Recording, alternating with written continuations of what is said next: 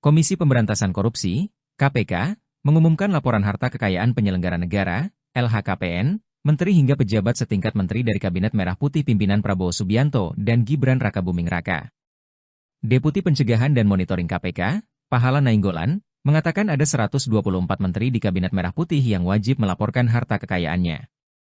Pahala mengungkapkan, dari 124 orang tersebut, total ada 123 orang yang sudah melaporkan LHKPN-nya. Namun, ada satu pejabat yang belum melaporkannya yaitu Tina Talisa. Pasalnya, dia baru dilantik sebagai staf khusus Wakil Presiden pada 6 Desember 2024 lalu. Sehingga, kata Pahala, waktu Tina untuk melaporkan harta kekayaannya lebih lama dibanding pejabat lainnya yaitu 31 Maret 2025. Pahala juga menjelaskan ada pembagian klaster terkait LHKPN pejabat di Kabinet Prabowo Gibran. Di mana, orang yang sebelumnya sudah menjabat sebagai menteri di Kabinet Presiden ke-7 RI, Joko Widodo, Jokowi, tidak perlu melapor lagi karena sebelumnya sudah pernah melaporkan harta kekayaannya.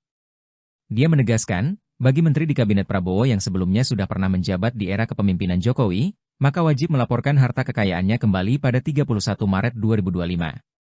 Pahala mengungkapkan menteri yang telah melaporkan hartanya di era Jokowi dan masuk kembali di Kabinet Prabowo sejumlah 65 orang. Pahala menuturkan, saat ini, tahapan terkait pelaporan LHKPN Menteri Prabowo sudah sampai tahap verifikasi. Setelah itu, dia mengatakan pihaknya akan segera mengunggah LHKPN Menteri di situs LHKPN.go.id. Hingga kini, Pahala menuturkan sudah ada 14 Menteri Prabowo yang LHKPN-nya sudah diunggah. Menteri terkaya Kabinet Prabowo miliki harta 5,4 triliun rupiah. Pahala mengungkapkan menteri terkaya di Kabinet Prabowo memiliki harta senilai 5,4 triliun rupiah. Dia mengungkapkan orang tersebut belum pernah menjadi menteri di era kepemimpinan Jokowi.